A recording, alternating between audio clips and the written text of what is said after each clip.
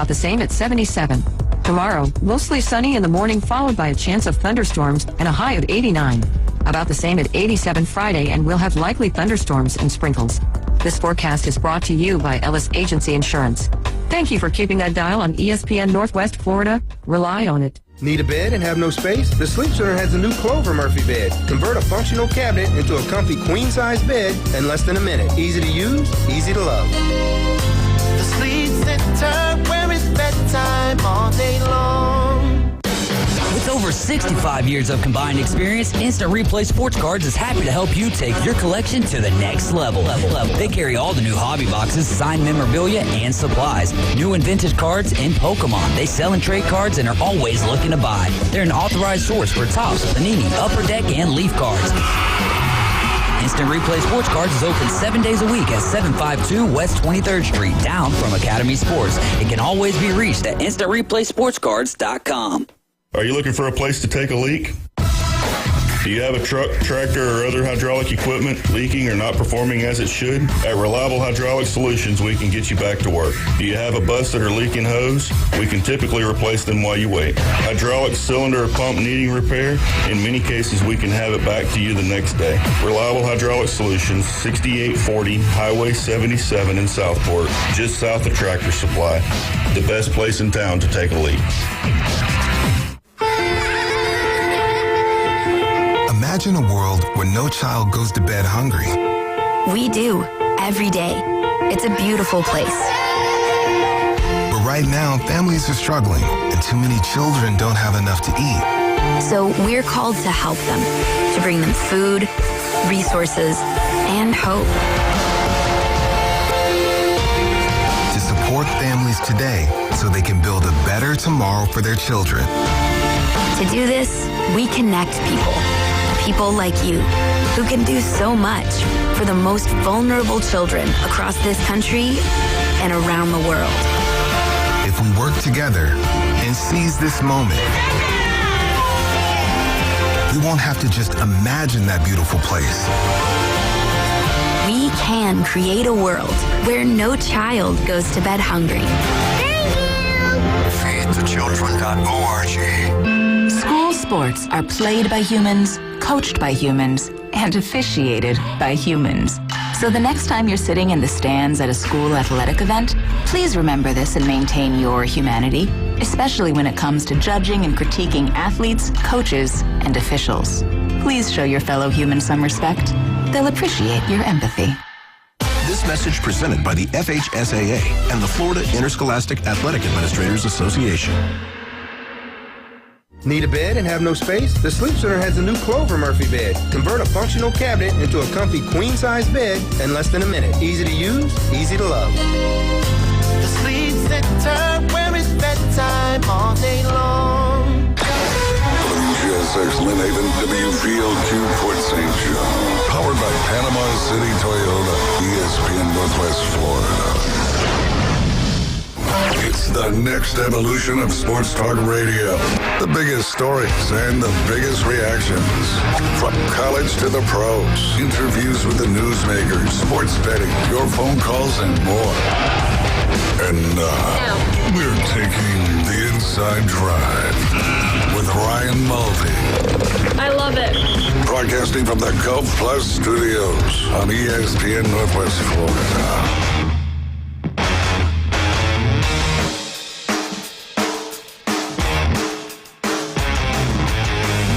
Good morning, Northwest Florida. This is the Inside Drive, sponsored by Gulf Plus. James Fife here, filling in for Ryan Mulvey on this beautiful Wednesday, June 11th. Happy Wednesday to everybody out there listening to us on that their old radio machine, and all of those people out there streaming us on Twitter, Twitch, YouTube, and Facebook. Give us a like, give us a share, and make sure to follow us. And you can download our app. You can go to the Google App Store. You can go to the Apple Play Store, or whatever they call those things nowadays, and just type in ESPN Northwest Florida. Download the app. Take us with you everywhere you go. This this edition of the Inside Drive, sponsored by Golf Plus, as it is every day. So if you got any golfing needs right now, and you got to take care of them right now, head on over to the shops at Edgewater, or if you are up north of here, like say in Dothan, Alabama, right there off of Montgomery Highway for Golf Plus. James Fife in, we got Chef Ross with us. How you doing, Chef? Doing great. Go Brewers. And David Hayes hitting the buttons, making it happen, going out to the worldwide internet. And, I guess we're also on a tower, too. Yeah, Wagwan. No, what's going on, guys? Hey, if y'all were wearing your jerseys that you were wearing yesterday, today, and I was wearing anything Atlanta Braves, it would have been the opposite of what it was yesterday. Y'all were in the loser's room. I was in the winner room. The Braves crashed back to normal, right? My $2 bet on the Braves helped. Hey, did it? Yeah, it did. Good stuff there, man. But yeah, we're back to normal for the Atlanta Braves. Let's go. Back to the winning ways. Keep it in that, man. Let's keep on the positive vibes. Keep those wins coming. Flags right now out there on They the didn't beach. win last night. The Brewers got the game. The Brewers and the Cubs won, Yes, and the Braves lost. Oh, yeah. Yeah, Well, so I was yeah. I'm just looking at the silver lining of, if this is reality, then I'll just accept it and accept a win every Well, I mean, 7 games. Are the Braves the Preds of this season? Because, they kind of came in, thought they were going to be able to do something, make a good playoff run, and, here we are looking at below 500. I'm not going to look at it like that yet. No, don't make me think that the Braves are the Preds of Major League Baseball until we're nearing the end of the season. If this trend keeps on and the Braves are not in contention around the trade deadline, this brings me to one of my biggest beefs with all of baseball. Every year, every team is either a buyer or a seller. The Braves have a lot of talent on their team. They should not buy. They should not sell. They should stay put and run it back next year. Maybe get rid of, make some management changes or coaching changes at the end of the year. But you got talent. You got talent that's locked up for a few years and very team-friendly deals on most of them. So just run it back next year. It's okay to have a bad year once in a while. I'd figure really the only trade pieces you might want to dangle out there might be Chris Sale, because really, are you going to bring him back another year at his age, or do you want to try to build a little bit for future, because you could probably get some pretty good pitching prospects back on that trade? I'm not going to get onto the Sale trade the Sale train until July. Until they actually start doing that, I guess. I don't want to see that happen, because I still think that there's a possibility right here. And if not this year, play your tail off and run it back one more time. But maybe it's okay. Depending on what the record ends up being, maybe not under the same management. It's maybe okay that to could hold. be the spark you need. You don't have to buy or sell every year. It's okay to hold. Yeah, but if you feel confident about the push that you can make in the second half, then you should buy. Yeah, you can buy. But if you're not confident right there, then Well, the trade deadline's what, August 5th or something? I think, is it a little bit later this year? Yeah, they pushed it back a couple years ago. It used to be July 31st, but they pushed it like a week or two back. Yeah, and it's, for the Braves to buy, what do you have in a trade market, though? Oh, it's back to July 31st. Oh, yeah. 5 p.m. Is there really a whole lot in the Braves minor league system that you got? No, we got one of the worst. Looked at as good trade bait for something to bring in for a push? Yeah, no, we have one of the worst farm systems. So it's you can't not really able to buy that. There's a reason why no one's getting pulled up either right now. If you look at who's getting optioned up and down, it's guys who've been vets. But there's always that player that are the most traded player of all time. That player to be named later. Yeah. Cash consideration. That guy is great. I see him getting traded all the time. All right, flags are yellow out on the beach, so head on out and enjoy the beautiful beaches. Take us with you as you go, so that way I can enjoy the beach. At least my voice can enjoy the beach. Let's go over some scores from last night. Major League Baseball last night. Chicago Cubs taking on the Philadelphia Phillies. This game taking place in Philadelphia. Cubs win 8-4. Rays taking on the Red Sox in Boston. Rays get one run. The Red Sox get the victory with with 3 runs on the board. Braves taking on the Brewers. We talked about it, but here's the score. Brewers 4, Braves 1. Tigers playing the Orioles in Baltimore. Tigers win the game 5-3. The Reds taking on the Guardians in the Battle of Ohio, which only gives us 1 run, and that run went to the Cincinnati Reds for the victory. Marlins taking down the Pirates 3-2 in Pittsburgh. Nationals taking on the Mets up in Metland up there in New York in Queens. Let's see. It was a 5-4 game to the Mets in 10 innings. Yankees put a walloping on the Royals 10-2 in Kansas City. Texas Rangers 16 runs on the evening. The Minnesota Twins only put up a 4 spot. That gives the Rangers the win in Minnesota. Blue Jays taking on the Cardinals in St. Louis. Blue Jays defeat the Cardinals 10-9 in a score fest. The White Sox taking on the Astros. White Sox get the win on the road 4-2 over those Astros. Giants beating the Rockies 6-5, allowing the Rockies to get to 54 losses on the season. Athletics taking on the Angels. This game went into extra innings, and the Angels get the win 2-1. Padres get 11 runs. Dodgers get 1 runs down in San Diego. And the Diamondbacks taking on the Seattle Mariners. The Diamondbacks 10 runs. The Mariners collect 3 runs on the evening. And did you guys see Jazz Chisholm and Miguel Garcia exchanging a couple little words after a hard tag last night? Yeah. I saw that as I was leaving the house. Yeah, Jazz. What inning was that in? That would have been Kansas City and the Yankees. No. What inning? Inning. What is it in? I do believe it was like in the middle of the 6th inning. I watched like maybe bottom of the 7th, 8th. Yeah, Jazz was already out. Worthless innings at the point. Yeah, it was way out of hand by that point. It was like 7-2 by that point. But Jazz, I think it was stealing 10-2 actually. Jazz stealing third base, going from second, stealing on to third. Miguel Garcia trying to catch the ball to make the tag, fumbles the ball, but just comes straight down right in front of Jazz. Jazz just grinds his neck, grinds his head into the back of Garcia's arm, and Jazz pops up on a knee and says, "You do that one more time," and used an expletive and said, "and slap."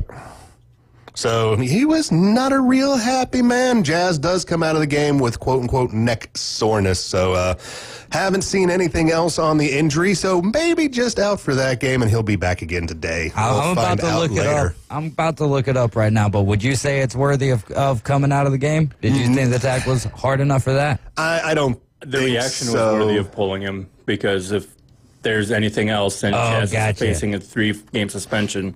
Gotcha. Yeah, I don't think it was really the tag and the injury. I think it was more of, let's just calm down. We've got this game in the bag. There's no reason for you to get kicked out right now.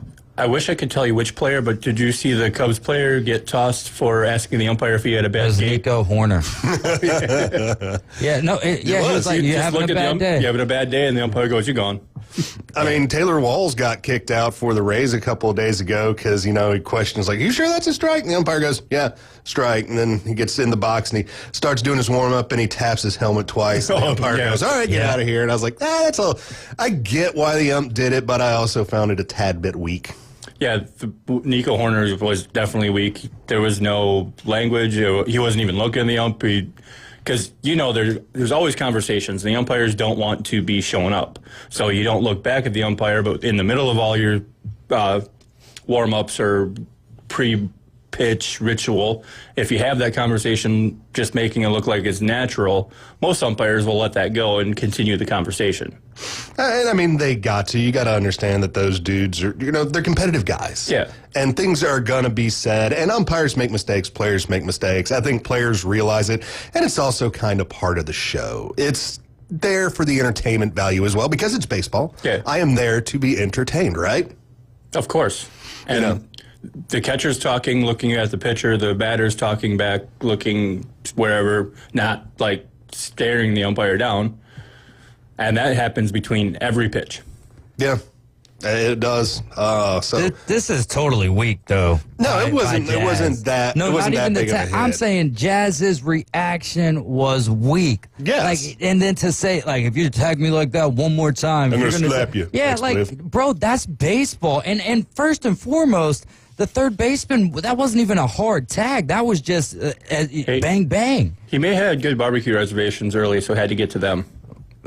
I mean, Garcia and Jazz have exchanged words on the base pass before, so I mean, this isn't new between the two, but no, I didn't find it that hard of a tag, and it looked no way intentional to me as to like, oh, watch, I'm going to smash his head in. I mean, I like the fact that there's a little bit of a rivalry between it, but to act like that tag was hard from Jazz. Now, I'm not saying anyone else. I'm saying for Jazz to act like that was some... And the game was well out of hand, so what are you doing stealing third base anyway? Yeah, there you go. That's a good point, too. I mean, you got to pad stats somewhere. Yeah, facts. But then you expect hard tags, you expect balls in your ribs. Yeah. Like if you're going to break the unwritten rule by stealing third base in a game that's already out of hand, then you should expect the consequences. Now, if the game was like 6-2, then I'm all good with the stolen base. If it's 8-2, even, I don't know, man. Really? I mean, it was, I think, like 7-2 by that point, so it wasn't really a game. Yeah, but still, 5 runs is not that. The way that... 5 runs with that Yankee bullpen, that's... I don't care about what No, I'm saying that Yankee bullpen is not that great this year. Right, okay, even so on top of that, I don't care if you got the greatest bullpen, though. Like, be aggressive on the base paths until the game is, 15 runs with a couple of... When a position player has come into the game, then, yeah, you shouldn't be stealing at that point. Yeah, I'll agree with that one.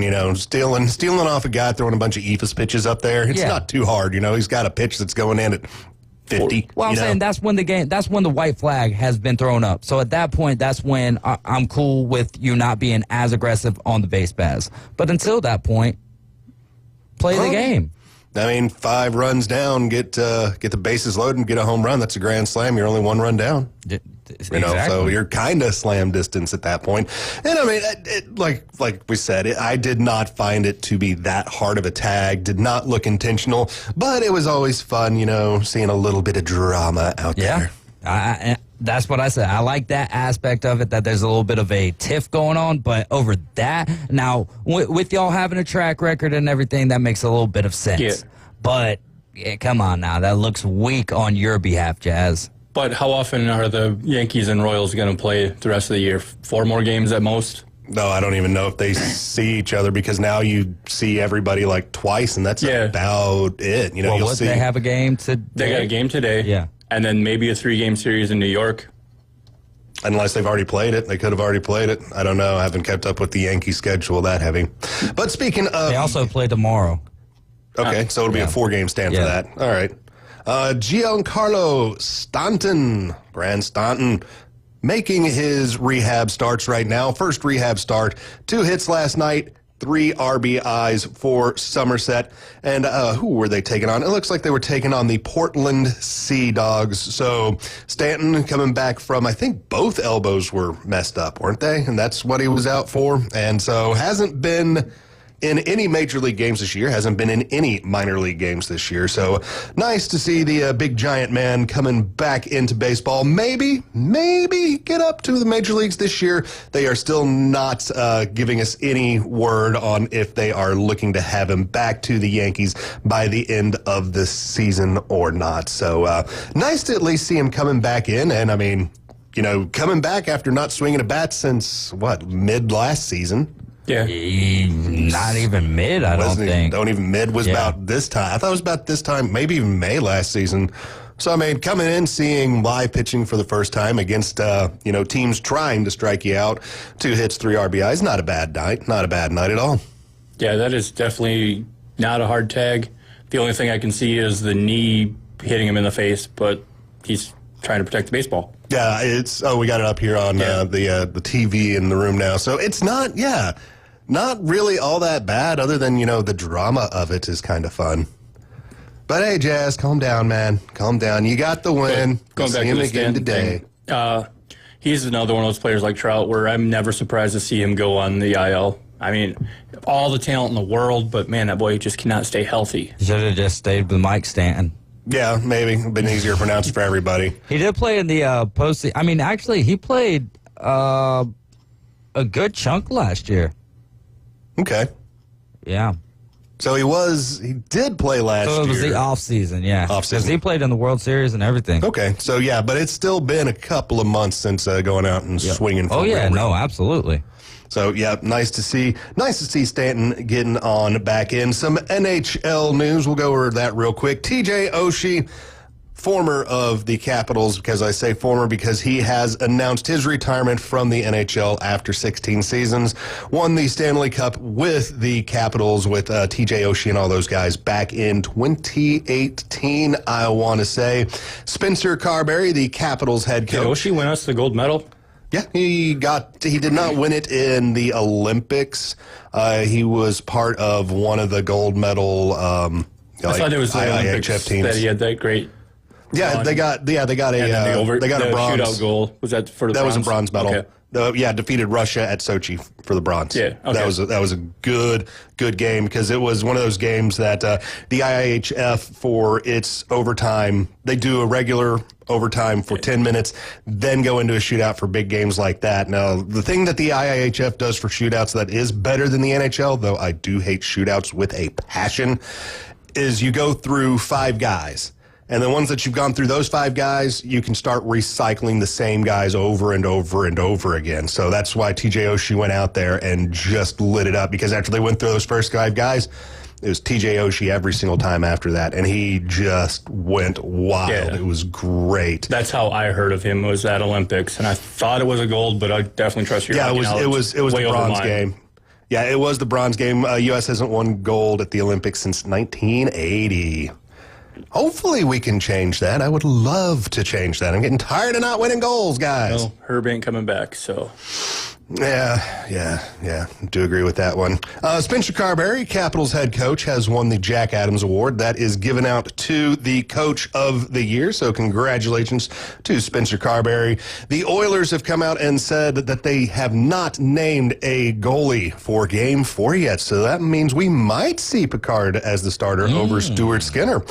I'll go with the no goalie. Pull the goalie the whole game. That'd be awesome. just let the Oilers run 6 out there. I wonder how the Oilers defense, though. Maybe if you had a better defensive team, I don't know if you'd want a better defensive team. I almost think you'd want to try this with the Oilers, where you can just have that constant pressure at the other end. Yeah. Where if you just got that guy floating around there and he's got free space, find him.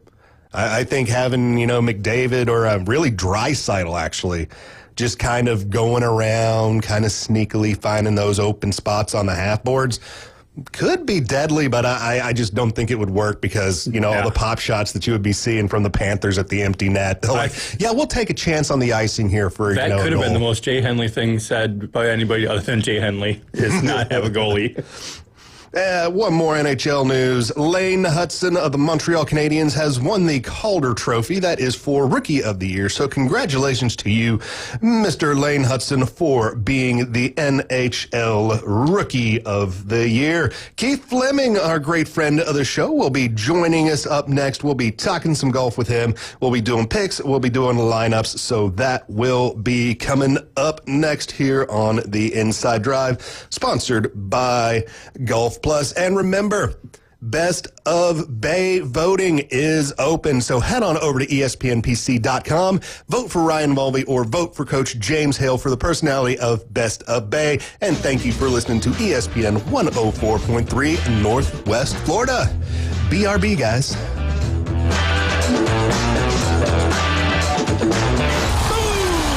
2-run home run. The Atlanta Braves are back. Here comes the throw. It's late. Braves win. And ESPN Northwest Florida is your exclusive radio home for Braves country. He just wrecked that thing. Straight away center, a homer for Riley. Sales, Strider, Acuna, Ozzie, Riley, Profar, and Coach Snitker lead a stellar lineup. Listen live nights and weekends on ESPN Northwest Florida. This is Joanna with ESPN Northwest Florida with your Wednesday's weather. This afternoon and evening there will be a light breeze out of the south-southwest, a variety of some sun and likely thunderstorms, and 85. Partly cloudy skies tonight, about the same at 77. Tomorrow, mostly sunny in the morning followed by a chance of thunderstorms and a high of 89. About the same at 87 Friday, and we'll have likely thunderstorms and sprinkles. This forecast is brought to you by Ellis Agency Insurance. Thank you for keeping that dial on ESPN Northwest Florida. Rely on it. CBC Construction is looking for a few good men. At CBC Construction, our greatest strength lies within our talented team. Join us and be a part of a dynamic company that values its people. We offer a tremendous opportunity to create a future for your family and the Florida Panhandle. CBC Construction is now hiring. Call us at 850-740-3815 or visit cbcconstruction.com to learn more. CBC Construction. Be part of a winning team. This message comes from Viking, committed to exploring the world in comfort. Journey through the heart of Europe on an elegant Viking longship with thoughtful service, destination-focused dining, and cultural enrichment on board and on shore. With small ships that bring travelers closer to the destination, there's more time to explore. And every Viking voyage is all-inclusive, with no children and no casinos. Discover more at Viking.com. Now back to the Inside Drive, live and local from the Gulf Plus studios. Spreads, picks, and parlays. Get the breaking news, insider angles, and expertise so you can run your game. I told y'all to run that. And now the Inside Drive with Ryan Mulvey, ESPN Northwest Florida. ESPN Northwest Florida, 104.3 on your radio dial. This is the Inside Drive, sponsored by Golf Plus. James Fife filling in for Ryan Mulvey. Chef Ross with me. David Hayes also making it happen back there in the winner's room.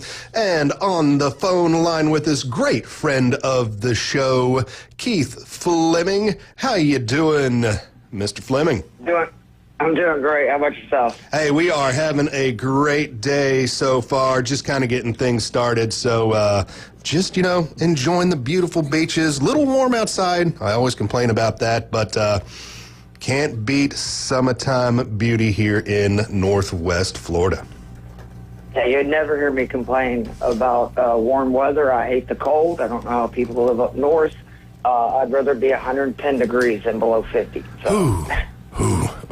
I'm going to have to just disagree with you on that one, my man. I can function better in 45 than I can at 95. Not me, man. So, again, different strokes for different folks. Oh, absolutely. That's why we have so many things in this world, and it is great. But coming up in this world this weekend, the U.S. Open at Oakmont. Now, Tiger Woods has come out and said that this course favors the long hitters and the short irons, and Scotty Scheffler has even said that Oakmont is the hardest course. Mr. Fleming, what do you got to say about it? I can't believe I'm disagreeing with my childhood idol, Tiger Woods, but I'm not sure that the guys that hit it a long way have a huge advantage here, because what makes this course so difficult is the rough.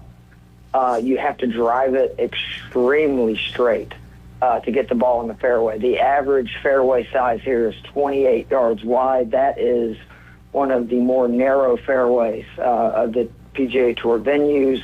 Scheffler is absolutely right about this being the toughest venue. We've had 2 U.S. Opens played at Oakmont since 2000. The average score was nearly 5 over par for players, making it the toughest venue this century on the PGA Tour. And in 2016, when Dustin Johnson won, there was a ton of rain in that area heading into the tournament, actually making the course easier than it normally plays, because that is what makes Oakmont so crazy, is how firm and fast the fairways and greens are, making obviously those narrow fairways even harder to hit. And the greens are going to be running at 16 on the stemp meter. For people to understand how fast that is, Augusta National is usually around 14.5, 15. So these greens are going to be even faster than Augusta, which there's guys that practice like on concrete for putting at Augusta National who have never been there, because they say that's about how quick the greens are. So I do expect carnage this week. But I am somebody that leaning more into players who drive the ball very straight off the tee. I want guys that are very good at scrambling, avoiding bogeys. These are the second biggest greens of any venue on the PGA Tour. Only Kapalua in Hawaii has bigger greens. And so you really want to be able to avoid 3 putts and do well on your approach putts as well, because there's nothing worse than hitting a green in regulation in an event like this where it's so penal if you miss a green because of the rough that surrounds it, and then you end up just 3-jacking it, right, and making a bogey anyway. So I expect the scores to be high. I do expect Scottie Scheffler to win this event. If you look at the history, this is the 10th U.S. Open being played at Oakmont. That is now the venue that has been played or hosted more U.S. Opens than any other venue. And the history says the best ball strikers basically on the PGA Tour at that time that the U.S. Open is held at Oakmont have consistently won. We saw that with Dustin Johnson in 2016. Angel Cabrera in 2007 was one of the best ball strikers. Jack Nicklaus won this event. Ben Hogan, Johnny Miller, all won U.S. Opens here. All those guys were arguably the best ball strikers on tour at that time. And Scottie Scheffler is, so far ahead of everybody else in ball striking. I really would be surprised if he doesn't win this week. Again, it's golf. Anything can happen, but I think he is definitely the prohibitive favorite. And he's the only player I could really see getting to maybe 3-4 under over the 4 days. I think there's a good chance we're looking at a score around even or maybe a few over par winning this event. Hey, Keith, it's Chef Ross here. So looking at Hard Rock, there's only 3 golfers that are below plus 900. It's Scotty, Bryson, and Rory. And then you got John Rahm at plus 1100. So anything after that is definitely a value bet. Who are some of the people that we should be looking for to maybe throw $1 on that value bet? So I do actually like Rahm at 12-1. I think he is the second favorite in this field. This is the kind of venue that Rahm should be able to really play well. He's somebody that hits it very far and very straight. So obviously Tiger is not wrong about that. If you have length and accuracy off the tee, that's a huge advantage. But outside of that, guys like Hideki Matsuyama is the guy that I think is really flying under the radar this week. Hideki is still one of the straightest drivers on tour. He's very good tee to green, top 25 in that. And then what I like about Hideki this week is, again, all these guys are going to miss fairways. They're going to miss greens. Hideki is one of the best scramblers on tour, both from just scrambling off tight lies and scrambling from the rough. That will give him a leg up. There is 3 guys in the field from UGA who I love, Sepp Straka being the first. He is disappointed in the first 2 majors. He missed the cut both at the Masters and PGA, but he is having an incredible season. He's already picked up 2 wins this year, including on one of the toughest venues that the tour goes to annually. His game is tailor-made for this golf course. He's somebody that hits the ball extremely straight. He's 11th in driving accuracy. He's top 5 in strokes gained approach and strokes gained tee to green. He's somebody who's putted really well. He's 21st right now in strokes gained putting. And what I like about Straka, he doesn't make a lot of bogeys, and he's good at avoiding 3 putts, etc. Russell Henley is another Bulldog that I really like this week. I think that the higher the winning score gets, the closer to par, the more likely it is that Russell Henley is in contention, because he just plays really difficult venues well. He has by far the best track record in the U.S. Open of the 4 major championships. And then this other guy, now I don't think I would bet Harris English to win, but I love the value of his prop bets to top 5, top 10, top 20. Harris English this season has 6 top 20s on the PGA Tour. 5 of them have came at the toughest venues that they play, places like Bay Hill, places like Muirfield Village, Augusta National, Quail Hollow for the PGA Championship.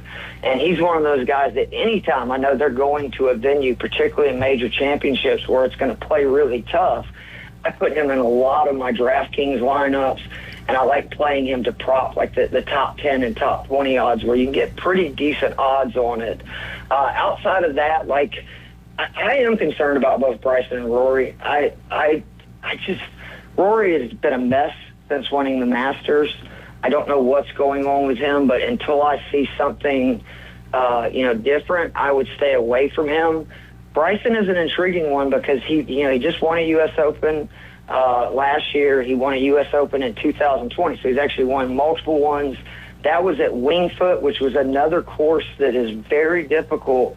And he basically just went with the philosophy of what Tiger's saying, where he just bombed it as far as he could and gouged it out of the rough. But he had an incredible putting week that week, and he drove the ball really straight. I don't know if you can just bomb and gouge here. From what we've seen from videos, I mean, even if you're taking like a sand wedge, lob wedge, and you're not trying to just punch it back out into the fairway, I've seen like some of the best players in the world whiffing the ball because it's 5.5 inches of rough. I mean, really think about 5.5 inches of this thick, sticky rough. And it's going to depend on the lies. If the ball's sitting up, obviously players will have a chance. They have to obviously worry about the ball jumping at that case, and it's really tough to control the distance. But if it's sitting down, even somebody as strong as Bryson, I don't know if he's going to be able to consistently hit greens if he's not hitting fairways. And Bryson is somebody who's very aggressive, and that has worked out at Pinehurst and then also at Wingfoot. But I don't think this is a venue where that necessarily kind of motto is going to work out. Now, if he kind of tries to play it a little smarter, and uses that distance where he hits more irons and fairway woods off the tee, just making sure he gets it in the fairway, that could be a different story, but that's not the Bryson that I know. The Bryson I know is just, he's going to go full-fledged, he's going to send it, he's going to swing as hard as he can, and I'm worried this is not a very good venue for that kind of, basically attitude and motto. All right, Keith, so big course here. What are the chances of the winner this weekend having a plus score? I think they're pretty good. Like I said, Scheffler is the one guy that it would not surprise me if he shoots even, 1-2 under almost every day. Because, we talked about this on me and Ron's show, 2 Off the Tee, 2 weeks ago, that Scheffler just seems to have more gears than every other player on tour right now. Like, he seems like he's riding around in third gear, and everybody else is, redlining, their vehicle or their golf game, trying to catch up. We saw it with John Moran on the PGA Championship, where he made this huge comeback through the first 12 holes, but it exerted so much to get there that he then kind of imploded, down the stretch. And I do think this is the toughest venue these guys play. The USGA is known for, I guess we'll use the word, trying to humble the best golfers in the world. In the last couple of years, it's been a little bit of weather and also the venues. That hasn't been the case. Like, scoring's kind of been pretty low. And I think that they're using Oakmont as a reminder to these guys that, hey, this is the toughest, golf tournament in the world, and you guys are going to feel it. And from the comments that I've heard from some of the best players in the world, they're well aware of what they're getting into, and it's going to be interesting to see how it shakes out. Because I think the closer to par or over par the winning score is, the more guys it brings in. If, you're talking about the winning score is 2 to 5 under, which I think that would be on the low side, there's really only a handful of guys I could see getting around 4 rounds at this golf course where basically they're under par. All right, Keith, I don't know if you've looked at the matchups and pairings, but if you have, which ones would be like your favorites to watch for the Thursday, Friday? So I have not looked at the pairings because of the weather being pretty much the same. That's something that I always look at going into a tournament is if there is a big difference, say that the wind is going to pick up in the afternoon or be, more wind in the morning, or they're expecting rain in the afternoon and not in the morning, or vice versa, that is when I really look at when are guys going out, because they always call this, that there's an advantage, for either the early late or late early wave. All indications of the weather right now show that it's going to be pretty much the same conditions, at least for the first 2 rounds, whether you're teeing off early late or late early. So in that situation, I don't really look at pairings. The guys I'm most interested to see Obviously, I want to see what Scotty Scheffler does. I'm fascinated to see what Rory and Bryson do on this venue. There is a 17-year-old in the field named Wyatt, I think his last name is Russell, who is, I want to say, the youngest guy in almost 10 years to qualify for the U.S. Open. And he didn't just qualify. He won the qualifier, shot 17 under at Piedmont Driving Club over 2 rounds. Again, imagine being 17 years old. You dusted a bunch of not only the best amateurs in the world, but this is one of those events that pros, right, like go through the process as well if they don't automatically get access into the U.S. Open through their results and their world ranking.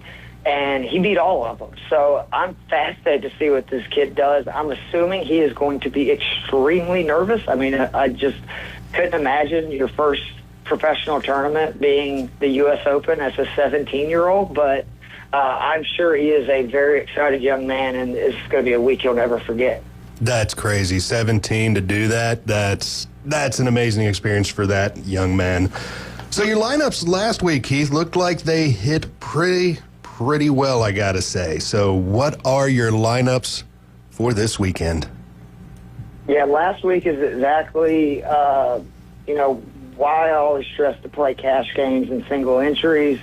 You're not going to get rich, by winning like what you see in these multi-entries where there's $1 million or $100,000 first prizes. But, I mean, I turned $232 worth of entries last week into $11,300. And that's the biggest profit I've ever had in golf. And that's why, with cash games, you just want to try to break even most weeks and then hope you have a breakout like I did last week. But I am playing Scotty Scheffler in cash. He's $14,400. It's the biggest price tag I can ever remember for a player on DraftKings. But because this is a major, they've actually made it really easy to build lineups with them because you have guys all the way down into the 5K range. I feel like there's a lot of value in players in the 7,000 and 6,000 range. So I am absolutely going with Scheffler. I think that is where you need to start your cash game lineups, especially if you're in smaller single entries, which is predominantly what I do. But the official lineup that I have this week that I feel really good about is Scheffler is the most expensive player. Then coming all the way down to Sepp Straka at 7,700, who I talked about. Russell Henley at 7,400 is also in that lineup who I spoke about. And then I've got Keegan Bradley at 7,400. Keegan, another guy that just drives the ball really straight. He's one of the better, pure ball strikers on tour. He's going to hit a lot of fairways. He's going to hit a lot of greens. He has historically played well in this kind of environment, meaning kind of north of, the middle of the country, kind of that northeast area where they're at this week. And he is also trying to become a captain for the Ryder Cup team that actually qualifies automatically for it. And a good performance at the U.S. Open is almost going to lock up that spot for him, where he's going to be a playing captain at the Ryder Cup in September, which is really cool. Daniel Berger at 6,800 is next in the lineup. He's another guy that just doesn't really have a weakness, plays difficult golf courses really well. He finished 21st at the Masters, 33rd at the PGA. He finished 15th earlier at Bay Hill, one of the toughest courses on tour, 20th at the Players. Earlier this year, he finished 12th at the Genesis. These are all some of the toughest venues on tour. He's got a good record in the U.S. Open. And then there's 2 cheap guys that I recommend using this week, which will free up a lot of salary for you. In this lineup, I actually have Mark Leishman, who is on the LIV Tour. He has not played in a major since 2022 because he's on LIV and he hasn't been able to gain world ranking points. But he went through the qualifying just like that 17-year-old to get into the field. He is somebody that had a very good pedigree in majors in the 10 years prior to 2022. 9 out of the 10 years from 2013 to 2022, he had at least one top 10 finish in majors. He's somebody that drives it plenty far. He drives it actually really straight. Great iron player, and his putter can get hot. If he does that this week, I expect him to be in contention. The other guy is actually a little cheaper is Emiliano Grillo, who is 5,700. He's entering this week in good form. He's had top 20s in his last 4 starts. And again, he fits the mold of what I'm looking for. Drives the ball really straight. He's top 25 in driving accuracy.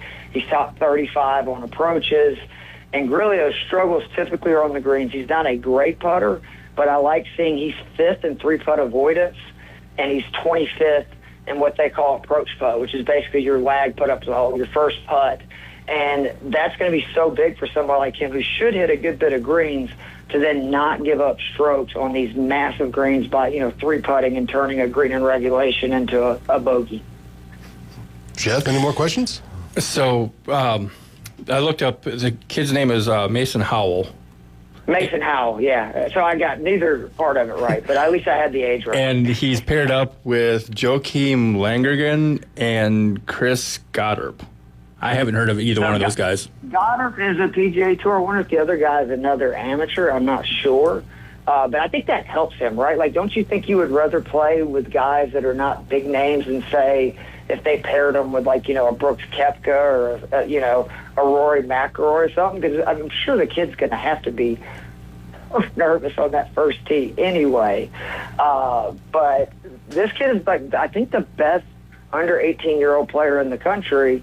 And we have seen guys come in and do very well as amateurs, that are like under 18 years old. Tiger Woods famously played in the U.S. Open at 16 in the mid-'90s. So it's not unheard of for him to have a really good round. And, again, I just can't believe how well he played. I've played Piedmont Driving Club. That is a very difficult golf course. He just smoked it, which obviously shows the game to the young man. Did you guys see that this week there is a par 3 that is 289 yards? They have a par 4 that's only 20 yards further. So this is a tournament where we're going to have a 289-yard par 3 and a 312-yard par 4. Golf is nuts. That is a long way to hit a golf ball. Speaking of that, how do they determine the par of a hole? So it's typically by the design of the actual course, when it was built. Now, for a lot of majors, and I believe this is one of them, where they've converted 2 of the par 5s into par 4s, because they're short par 5s for what would be PGA Tour pros. So they just turn them into long par 4s. But the person that actually gets to decide the layup and setup of the course for this particular event is the USGA.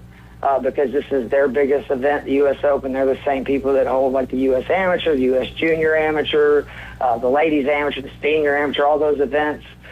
Typically, though, week to week, it is the PGA Tour who decides that. The PGA Championship is the PGA of America. Augusta National is, obviously, literally the Masters that club gets to decide for theirs. And then the Open Championship is done by the R&A, which is basically the USGA of Europe. All right, Keith, thank you so much for your time. Keith Fleming, writer on Fantasy Six Pack for DFS Golf and DFS Football. Mr. Fleming, thank you for your time today and enjoy your vacation. Absolutely. Be sure to check out me and Ryan Mulvey on 2 Off the Tee. That is on Fantasy Six Pack's YouTube channel, as well as you can find it on Fantasy Six Pack's Spotify and Apple, podcasts. We go over the entire U.S. Open in much more detail. If you want to check that out, we would appreciate it. All right, Keith Fleming, ladies and gentlemen. Coming up next, we will be discussing what Judge Wilkin approved with the NCAA deal. This is the Inside Drive, sponsored by Golf Plus, ESPN 104.3.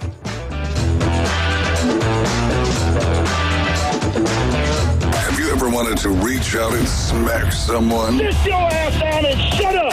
Call or text the Afternoon Underdogs on 104.3 ESPN Northwest Florida with your rants, hot takes, picks, and takedowns. This is unacceptable at the University of Alabama! This could go 7 games. You've got to have a bad game at some point. The Red 70s studio line, 850-215-6290. ESPN Northwest Florida. Get in the game. Golf is a game that should be fun, but to have the most fun, you need to play your best.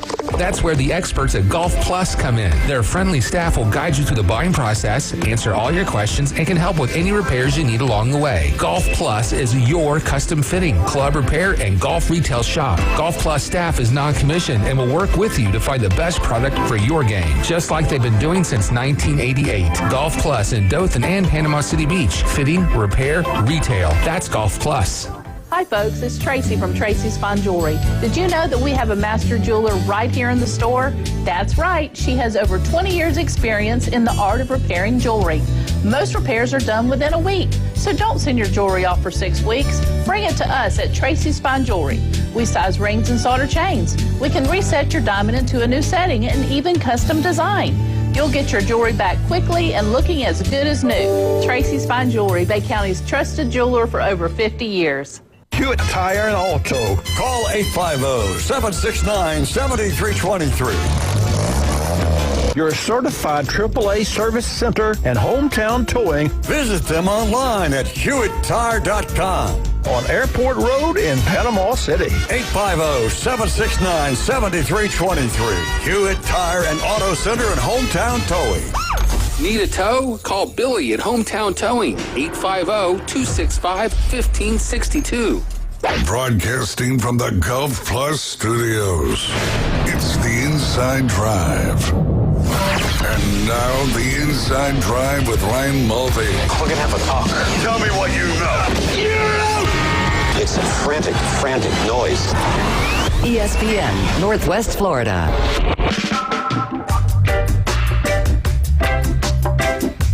Yeah, man, ESPN Northwest Florida. 104.3. This is James 5 here with Chef Ross, David Hayes, Inside Drive, sponsored by Golf Plus. And for all of your golfing needs, be sure to be heading over to Golf Plus right here in Panama City Beach. Golf Plus at the shops at Edgewater and up in Dothan, Alabama. Golf Plus right off of Montgomery Highway. They'll be glad to get all of your clubs fitted. They'll be glad to retape your clubs. They'll even be glad to sell you some new clubs. Or if you just want to go in and talk golf, I'm sure they'd be glad to sit and talk golf with you. We got James a wide 5 here. selection of foot wedges. Foot wedges. Is that like my chipper putter? No, it's like your shoe. Oh, okay. Like a shoe. Gotcha. I got all excited. I thought I was going to get my chipper putter finally. Your driver putter, you mean? Yeah, driver putter. Driver putter, chipper putter. I just need a putter something. And I guarantee you my golf game will improve by 10 strokes. So I'll bring it down to somewhere around 200, you know? Yeah. I figure that's a good score, 200 strokes for an 18 holes. That's about right? 10, 12 strokes a hole. Yeah. That's about right. Feel sorry for the group behind you and the group behind them, but other than that. That's their problem, not mine. I'm having fun, right? Yeah.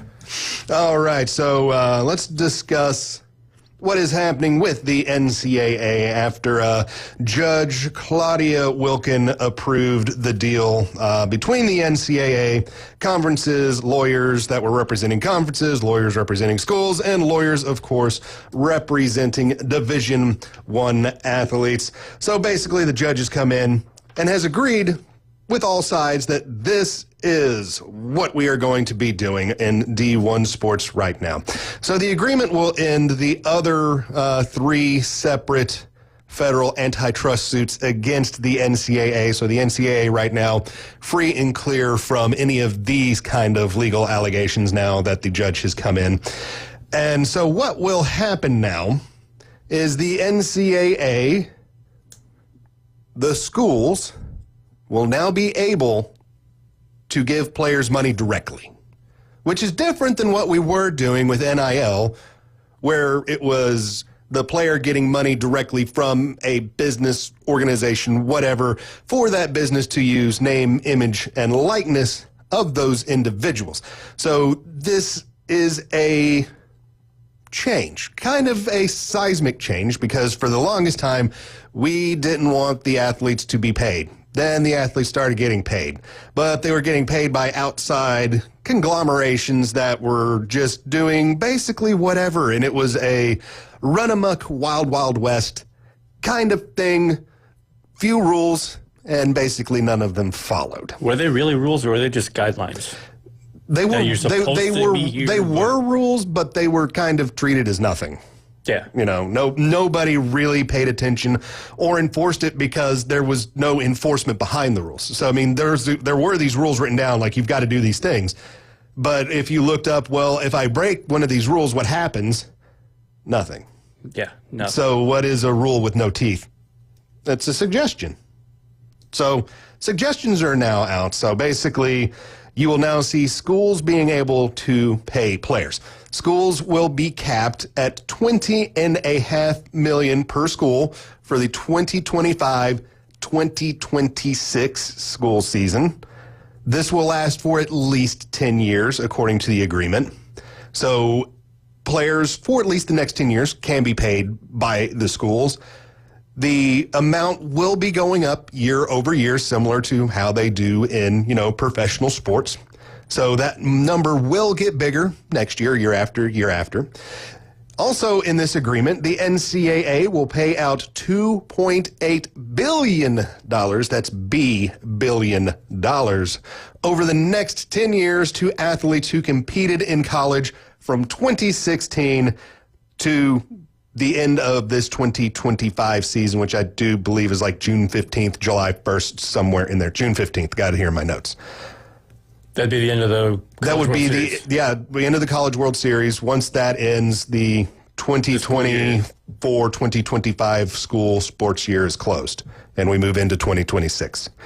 And all schools that want to pay, or actually, let's go back to the players. So that will be $2.8 billion over the next 10 years for all those players that played. Didn't exactly say how it would be divided out or how players can collect damages or if it was only for guys that didn't collect NIL or that did collect NIL.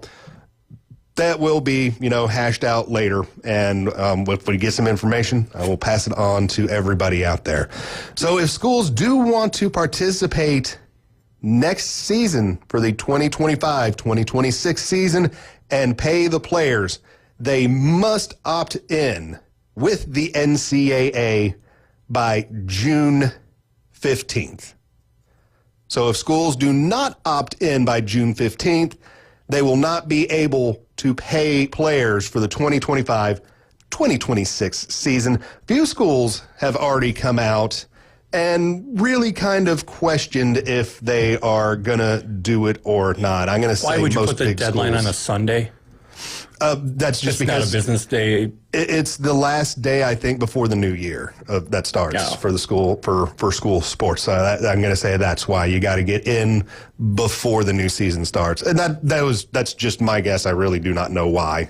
But yeah, I'm looking at that. I'm like, nobody's going to the NCAA office on the 15th to check their email to make sure the school had their stuff put in. I'm sure, like most of these things, like if you're dealing with the NHL or anything like that has a deadline for, like, say, trade day deadline where everything has to be in by 4 o'clock Eastern time. Yeah. As long as that email that you guys, like, okay, we the Red Wings agree to make this trade with the New Jersey Devils, as long as that email comes into the league office by 3:59 p.m., yeah, it's good to go. Even if nobody reads that email until tomorrow, you're good to go. So as long as you got some kind of timestamp dated thing, that's usually accepted in courts of law and most sporting things like that. So, well, what are going to be the outcomes? What do you guys think the outcomes are? My big concern here is they didn't allocate the money to be set between men's sports, women's sports, or just sports in general.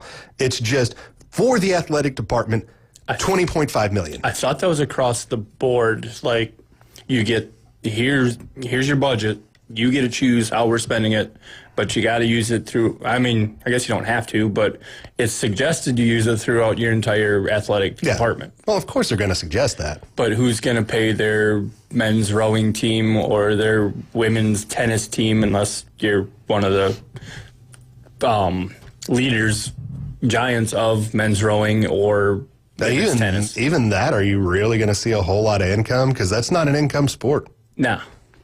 It's not a sport that, you're going to get a lot of, advertising on ESPN because you're in the men's national rowing championship. I mean, I'm sure it's on TV, but I'm sure not a lot of people watch it. For the past 100 years, the only income-generating sport for every university is men's football. Men's football. Basketball for the last 30-ish years. In absolutely. pockets.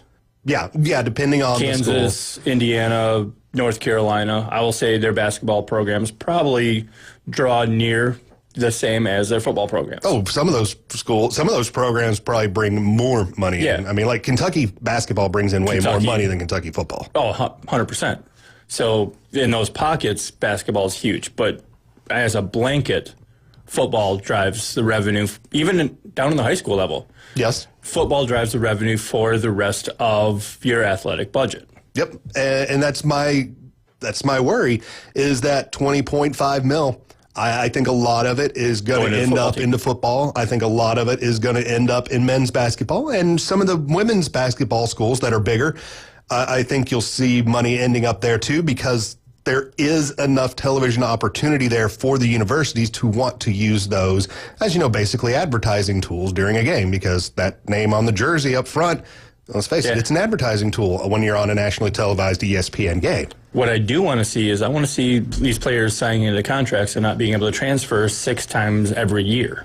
That, and I also think there needs to be some onus on the schools too, that once that they hand you that scholarship, you can't leave, they can't get rid of you. Because I think the university should also have some onus on them to take care of that student that's like, well, we believe in you enough for a scholarship, here it is for 4 years. But the downside to that, and this has always been the downside to college athletics, is I'm a decent athlete. I decided to go play football at Murray State. Murray State's coach just won whatever title they won, and Florida fired their coach, so now they go and get the Murray State coach, the dude I really want to play for. In the old system, I was stuck there for 3 years at Murray State for a coach I don't know, for a program I didn't like, for a university that I was just there to play football and work my way up. Now I can follow my coach to Florida, Tennessee, wherever, name that big school that pays $1 billion for their coaches. Agreed. I like the idea of the transfer portal being around sometimes. Yes. Sometimes I think it's a little bit too much. But we are coming up to the top of the hour, guys. When we get back, the afternoon delight here on the Inside Drive, sponsored by Golf Plus.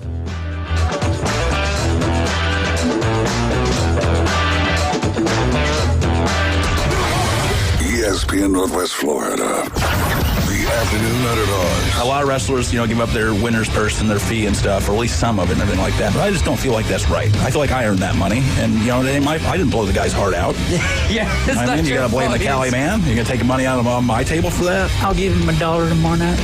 You didn't snort all that cocaine. 4 to 6 weekdays. 104.3 ESPN Northwest Florida. This is Joanna with ESPN Northwest Florida with your Wednesday's weather.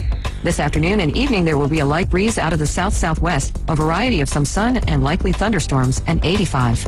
Partly cloudy skies tonight, about the same at 77. Tomorrow, mostly sunny in the morning, followed by a chance of thunderstorms and a high of 89. About the same at 87 Friday, and we'll have likely thunderstorms and sprinkles. This forecast is brought to you by Ellis Agency Insurance. Thank you for keeping that dial on ESPN Northwest Florida. Rely on it. Golf is a game that should be fun, but to have the most fun, you need to play your best.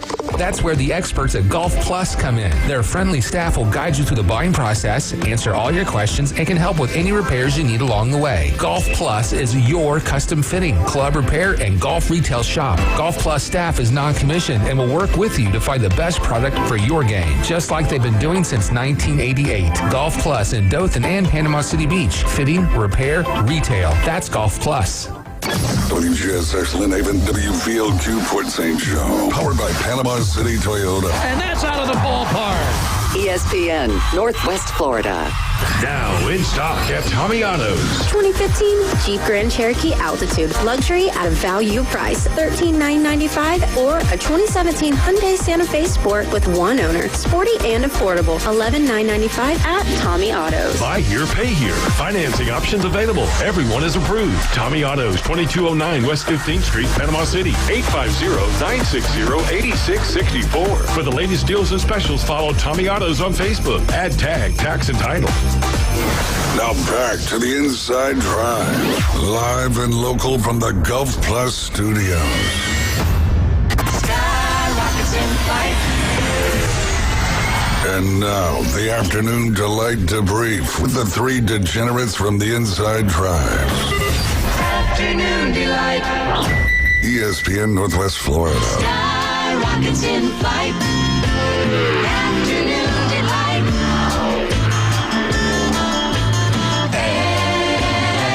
Afternoon delight.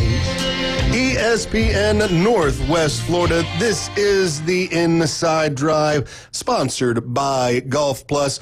104.3 on the radio dial is where you are right now. You can call or text the show 850-215-6290. We are on Twitch, we are on Twitter, we are on YouTube, we are on Facebook. We are live there right now. So come watch my happy smiling face and be sure to like, share, and subscribe to all of our social media platforms. ESPN Northwest Florida is the home for the Braves on the Gulf Coast. Next Braves game on the airwaves, not until Friday, but it'll be 6 o'clock after the afternoon underdogs for pre-game festivities. First pitch, 6:15. The Atlanta Braves will be back in Atlanta taking on the Colorado Rockies. How we feeling, boys? That's got to be a sweep. Yeah, I mean, win the series. It's sad that you can't say that, but hey, Colorado finds a way to win 1 every 10, right? I mean, they already swept one NL East team. Yeah, there you go. There we go. So is we the on NL watch East out. becoming like the least competitive division right now because the way that the Phillies are playing, but the Nationals are playing pretty good Nationals baseball ain't too for bad. what they're Mets are doing pretty well. Yeah, right no, now. no doubt, no doubt. The Cubs have a pretty sizable lead in the Central. Yeah, that's fair. But then you have so many teams jumbled up behind them that are sitting there at 500 or right around it. So, and then the Pirates. Don't forget about them. All right, Atlanta Braves baseball on ESPN Northwest Florida is sponsored locally by Bill Bird Kia, PCB Hobby, Panama City Toyota, Hewitt Tire and Auto, and Hometown Towing. So we are on to the afternoon delight, and I will get the delights started with this little ditty. Oh, Jack and Diane? Sean Diddy Combs had a request for courtroom artist at his sex trafficking and racketeering conspiracy trial. During a break in trial proceedings Thursday, Combs spoke to court artist Jane Rosenberg to ask her to soften him up a bit, saying she makes him look like, quote, a koala in her sketches. Rosenberg told CBS News New York. Combs, who has been jailed since September's arrest, now has gray hair and a beard. Cameras and photography are not allowed in federal court, but sketch artists are. Combs' remarks to Rosenberg came on the same day that judge warned Combs' defense team that he could be removed from court if he tried to interact with the jury. Combs, 55, is facing 5 charges. Prosecutors claim Combs used employees and his business in a persistent and pervasive pattern of abuse towards women and other individuals. They allege Combs arranged for sex workers to be transported for freak-offs and that he also used his wealth, threats, and drugs to control his alleged victims. All right, Diddy. Good for Diddy. Anybody else? What we got? All right. Mystery sheep on the IAM wrangled up in Milwaukee. Sheep time. June 10th. Animal control officers in Milwaukee experienced a unique situation when they were called to round up a nearly 200-pound sheep wandering loose in the city. The Milwaukee Area Domestic Animal Control Commission said the local police received a report of a sheep on the IAM on Forest Avenue on Friday morning. The sheep was located around 23rd and Rogers and was loaded into a transport van. We were going to put him inside our facility, and then he got here and we realized he was way too big to go inside. MADACC Representative Kate Herlin told WISN-TV. She said the organization created an outdoor space for the nearly 200-pound sheep and said about helping the animal to cool down with shade and water. He was booking it. Even the officer who brought him in said he was really running down Forest home. So he was panting, he was exhausted, he was stressed out, Heartland said. The sheep is now being fostered by an Ozaki County farm. Heartland said the farm has offered to adopt the sheep if its owner can't be found. MADACC officials said they suspect the sheep may have escaped from a trailer while being transported through the city. He was really friendly. He was very sweet. So please call us if you happen to see a goat or a sheep or something running around downtown Milwaukee. Not something you would normally see, but we're here to help you in need, Heartland said. Sheepies. Bah. Dave, anything for us, or I'm going to head on? I will head on to my next one. This one, instead of Florida man, it's Kentucky man. A man from Murray, Kentucky was arrested last week after police say he released a raccoon inside a business. This comes just months after the same man was arrested for attempting to evade police on a mule. Not a mule like you drive, but a mule like as in an equine. On June 6, 2025, Murray Police Department responded to a call that a person had intentionally released a raccoon into an open business and that he had fled the scene. Soon after, officers initiated a traffic stop on Jonathan Mason, 40.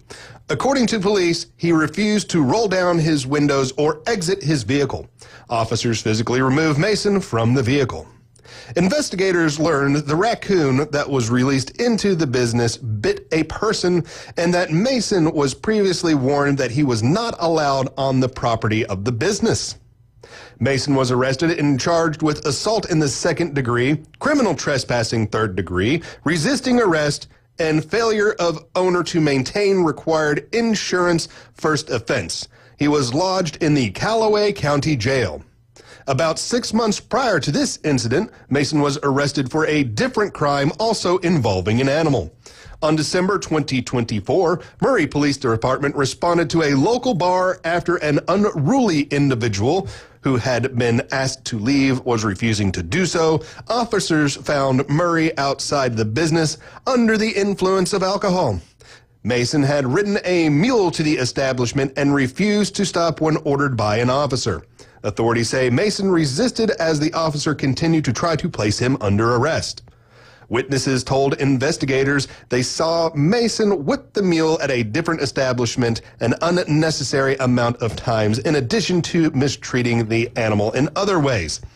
As a result, Mason was arrested, the mule was stabled, and Mason was charged with disorderly conduct 2nd degree, alcohol intoxication in a public place, criminal trespassing 3rd degree, resisting arrest, and cruelty to animals in the 2nd degree.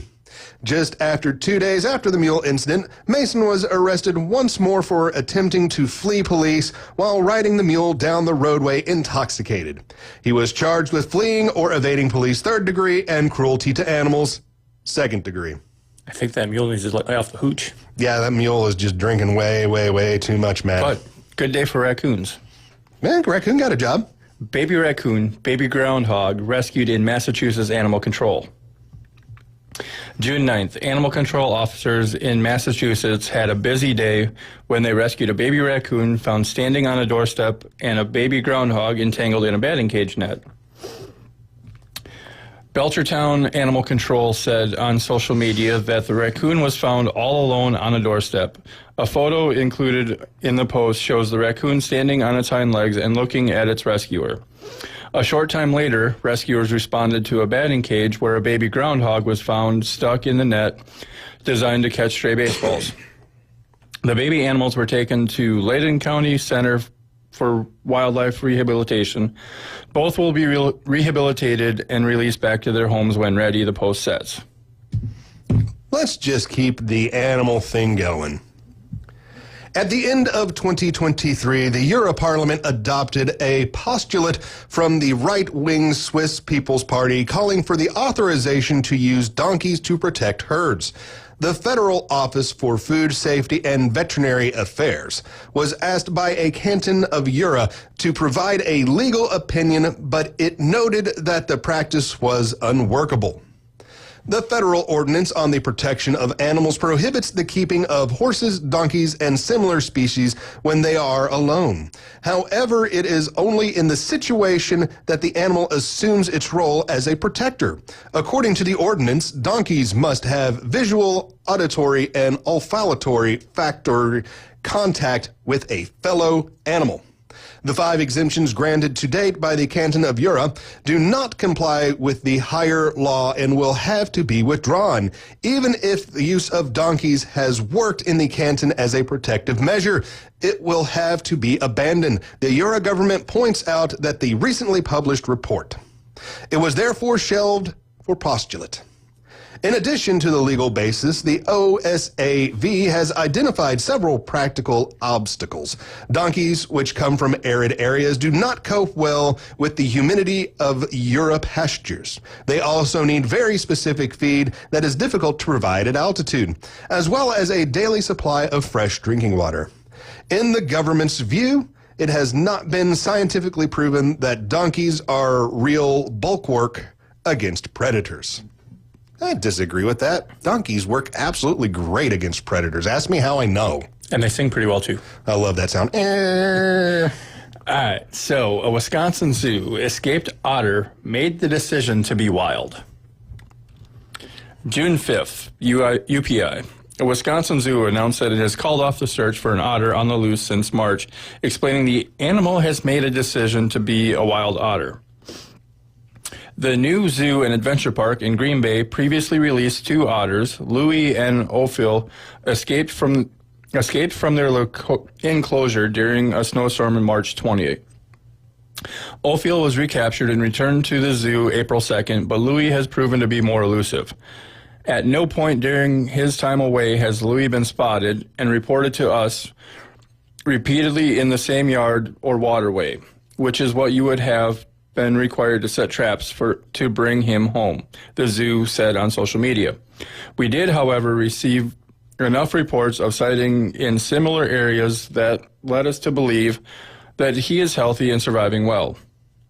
The zoo said that Louis was born in the wild and is believed to have all the skills and instincts he would need to survive on his own.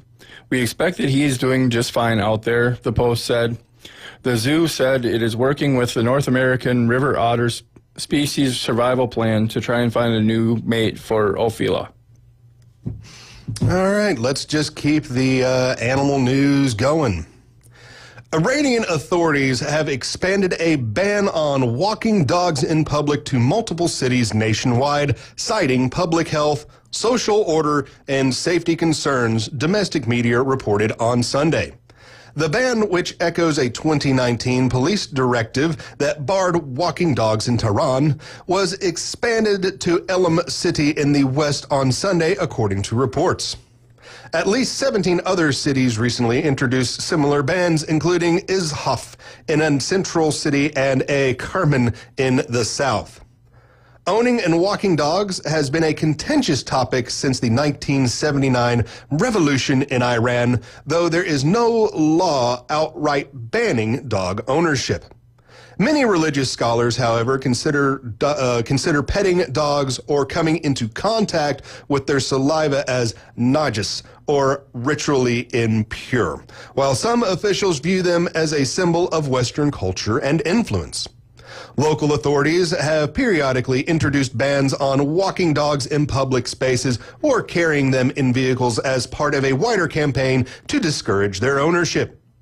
Enforcing the restrictions has been largely inconsistent as many owners continue to walk their dogs in Tehran and elsewhere across Iran.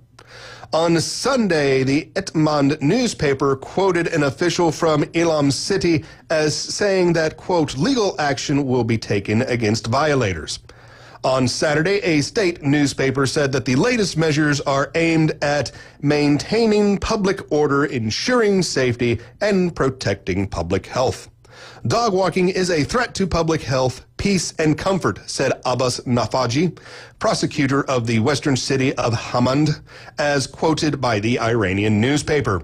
In 2021, some 75 lawmakers condemned pet ownership as a destructive social problem, saying it could gradually change the Iranian and Islamic way of life. In 2017, Iran's supreme leader, Ayatollah Khamenei, said that keeping dogs for reasons other than herding, hunting, and guard dogs is considered reprehensible. If this practice resembles that of non-Muslims, promotes their culture, or causes harm and disturbance to neighbors, it is deemed forbidden, he added. So no walking your dogs down in downtown Tehran, apparently. Yeah, that's wrong. Don't get that one. Don't like that one at all. No. You got another one for me? I do not. All right, I got one more, and then I am tapped out for the day. I do have some big news about this weekend, though. Okay, we'll get to that. All right. People in Hong Kong should discourage smoking by staring at anyone who lights up in areas where it is banned, the city's health secretary has suggested. Answering questions about how to create tobacco-free city, Liu Chongmao also said police could be expected to catch smokers.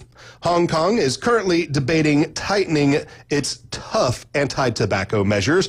Current rules ban smoking inside restaurants, workplaces, indoor public spaces, and some outdoor public areas. After launching a public consultation to reduce smoking in Hong Kong, Professor Lau told fellow lawmakers at a health meeting that the public had a role to play in reducing smoking and that it would be challenging for police officers to catch smokers in the act in time. Professor Lau, who is also a medical doctor, said smoking was bad for health for everyone and Hong Kong needed a culture society that people are willing to comply with the law. He added, quote, "When the members of the public see people smoking in non-smoking areas, even if no law enforcement officers can show up immediately, we can stare at the smokers." Professor Lowe told the panel that the law enforcement would be improved. Breaking current smoking rules is punishable by a fine up to 1,500 Hong Kong dollars. That would be equal to 192 U.S. American dollars. But he also said when people arrive at the scene, the crime may have already stopped. And so they are unable to take action, going on to suggest smoking rules should be enforced like etiquette over waiting for a bus. No one will say it requires the law to compel people to queue. Our society is able to create a culture where people will comply with the rule of queuing when waiting for buses. I hope the whole of society can build a non-smoking culture. Among the new measures being considered by Hong Kong's government are banning people born after a certain year from buying tobacco products and significantly increasing the taxes on a pack of cigarettes. Chef Ross, table is yours. First of all, afternoon delight is Aaron Rodgers got married in the offseason, so that's what kept him so long from signing. And but coming up this Saturday is Pop's Pig Pickin' Barbecue, 4th annual, at the Break Room, 2727 Joan Avenue. $20 for a plate of whole hog pulled pork, choice of 2 sides. We have a pool tournament starting in the afternoon around 1 o'clock. That is a game of 8 ball, or the game is 8 ball. It's a race to 2, so you have to win 2 games to win. $15 covers all that entry fees, plus to help handicap this tournament, you can buy a mulligan for $2, 1 mulligan per game. T-shirts are going on sale today for $20. All of this is helping me feed people that are going to be impacted by future hurricanes and natural disasters coming up this fall. We're in the middle of, we're in the beginning of hurricane season right now. We're in the beginning. I always want to say the middle, but I think everybody does that. No matter where we're at, we're in the middle of this. We're in the middle of it, even though it just started a few days ago. But yeah, please come out. It's going to be a great time. I will have the U.S. Open on for all you golf fans. And I'll be watching Moving Day as well as much as I can while trying to organize and keep this event running smooth. But everything is in honor of my dad, who was one of the greatest people I have met. I'm so honored to be raised by my dad and help carry on his legacy. If you have known him while he was alive, you would echo that he would give anybody the shirt off of his back. One of the most genuine, kind people out there. Had a lot of love for those around him. And was the embodiment of what a Christian person should be. Not judgy, not, like I said, very, very generous and giving back. So to help me give back to him, it was a great thing. Have some amazing sponsors. This year we added Golf Plus to the list. We added the UIPL League to the list, and Annie's Hideaway Pub in Lynn Haven. Great little, out-of-the-way, cool little pool hall bar. Love shooting pool out there. Annie's does a great job. All right, so the 4th annual Pops Pig Pickin' Barbecue this Saturday, June 14th, noon to 6 at the Break Room, 2727 Joan Avenue. Coming up next, it turns out that every MLB team is leading in something in Major League Baseball. We'll tell you about it when we get back. Inside Drive, sponsored by Golf Plus on ESPN 104.3 Northwest Florida. 104.3 ESPN Northwest Florida has the most college and local sports anywhere on the Panhandle. Join the Coach Hale Show, mornings from 7 to 9, live from the J. Michaels Studio. Best seafood, the Coles beer. High school coverage, the SEC and beyond. It's all right here. Mornings on ESPN Northwest Florida. Of course, it helps when you're a multi-millionaire. Good afternoon. This is Joanna with your weather forecast from ESPN Northwest Florida on this Wednesday. Partly sunny and likely thunderstorms the rest of the day with a wind coming out of the south-southwest around 7 miles per hour and 85. Tonight, look for partly cloudy skies with a temperature near 77. Tomorrow, a high around 89 and mostly sunshine in the morning, followed by a likelihood of thunderstorms. This weather forecast is sponsored by Mid-South Lumber, the best little lumberyard in Panama City. Thank you for keeping that dial on ESPN Northwest Florida. Rely on it. Tired of boring merch and want your brand to stand out like the big names? Elevate your look with Red 7 Tees. They don't just print shirts, they create bold identities. They are a veteran-owned custom apparel shop providing the kind of detail that turns heads, using high-quality digital printing and embroidery to give you that unique style you love with no minimums or cookie-cutter designs. From small business to sports teams, if you've got a vision, they'll help you wear it proudly. Visit red7tees.com. No one wants to deal with a plumbing, electrical, or HVAC emergency. It's even worse when you're not sure what it'll cost, when it'll get fixed, or if someone's just selling you something. When you call Hiller, you can trust our experts to actually solve your home's problems quickly. And with true transparency pricing, you know the price you're told is the price you'll actually pay. Book online now at happyhiller.com. Happy you'll be, or the service is free. I'm a happy-faced truck today. Broadcasting from the Golf Plus studios, it's the Inside Drive. Live from the 19th hole. I can't believe you're a professional golfer. I think you should be working at the snack bar. It's the Inside Drive. The price is wrong. ESPN Northwest Florida.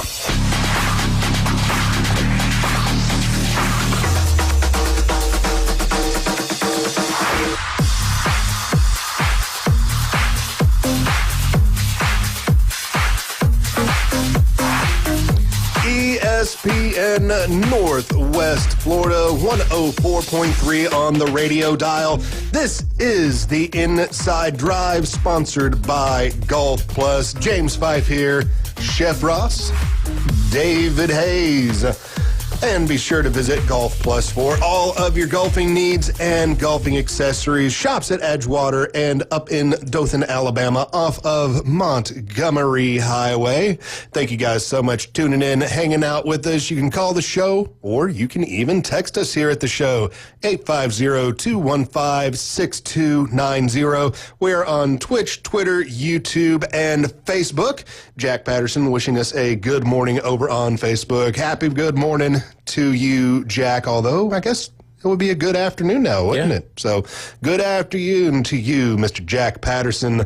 All right, so before heading into the break, Chef Ross sent me an interesting list last night, and it turns out every single MLB team is leading the league in some kind of statistical category. Some of them pretty obvious.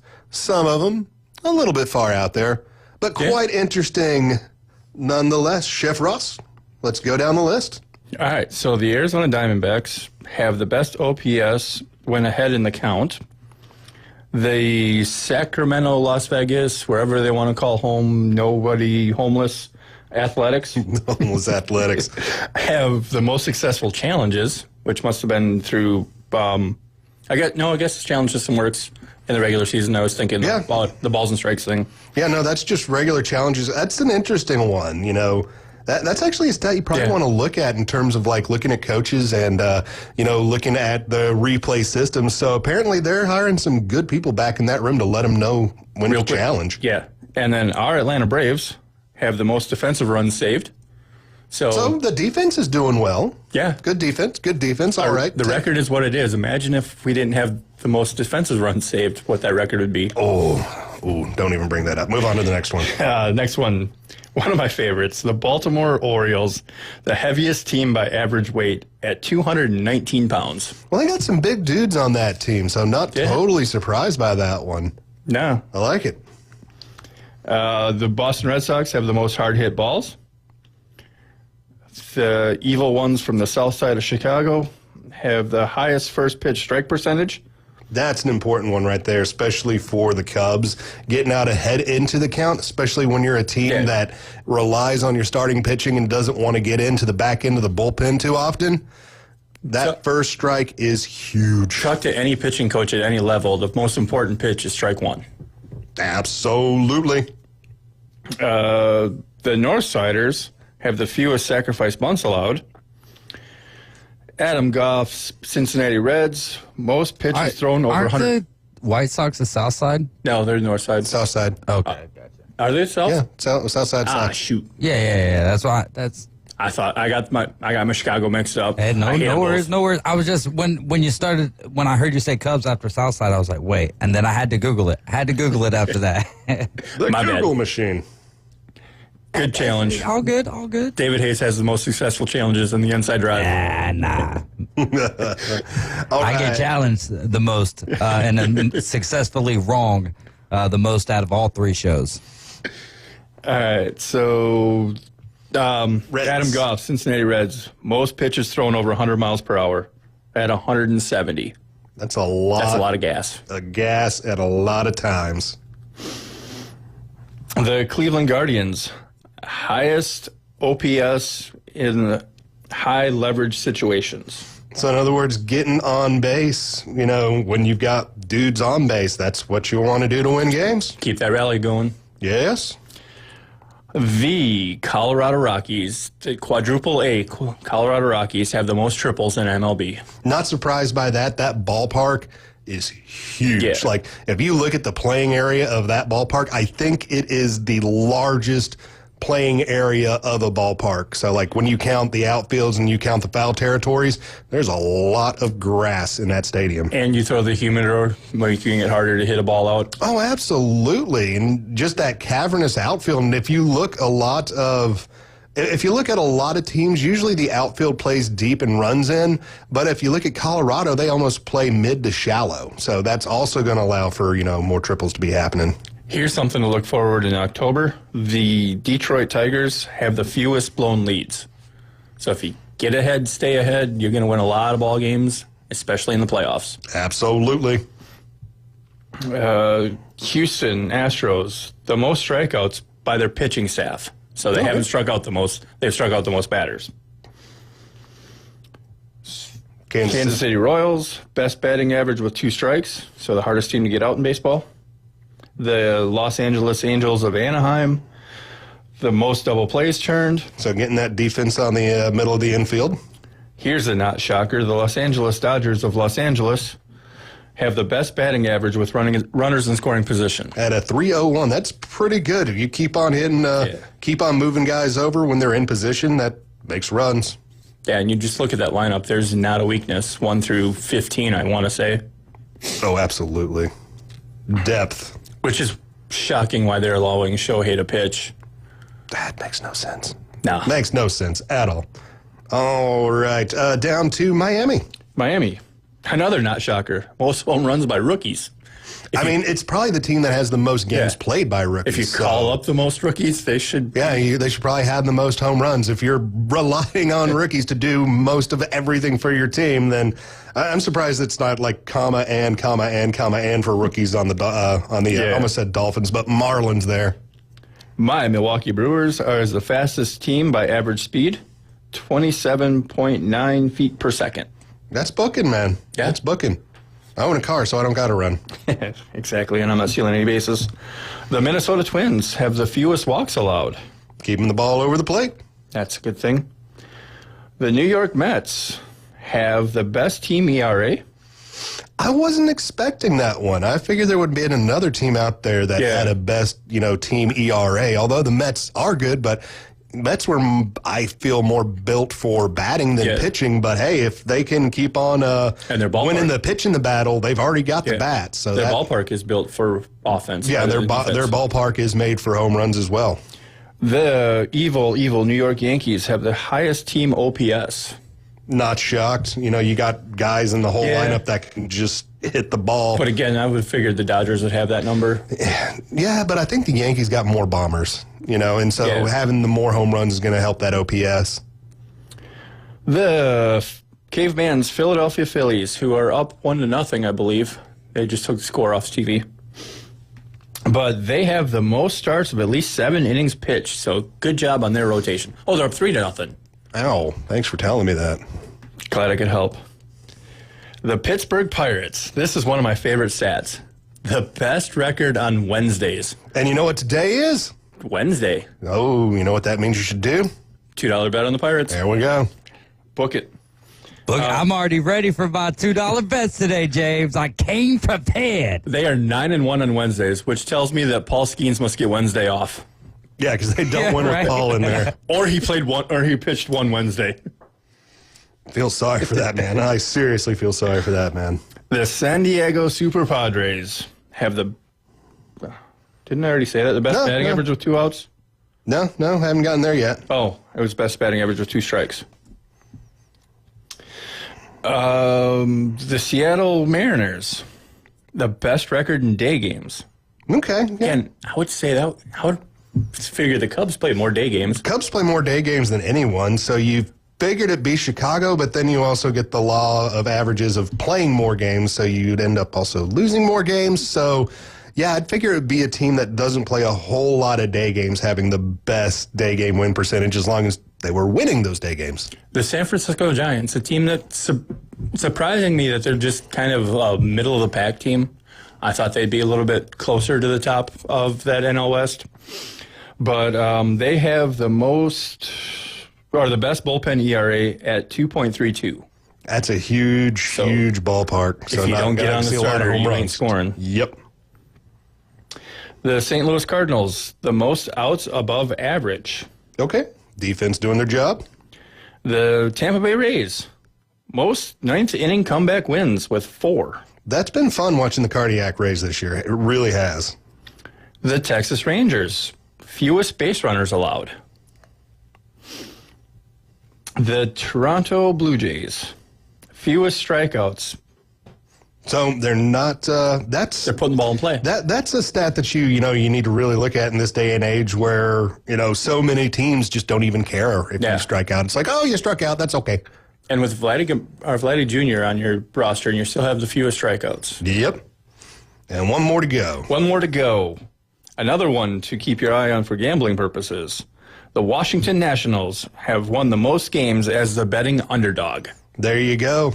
If you're looking for the underdog, it just so happens to be the Washington Nationals. We're in the middle of June, so these are trends. These are not habits or... Yeah, we've got enough numbers now coming in through the system that we can really look at these things and go, yeah, real, or no, that's just one of those, weird streaks going on. Because we're deep enough now. We've played enough games. We're over, we're about 60-ish, 62-ish. So, we're good enough in that we can really look at some of these things and go, yes, I truly believe.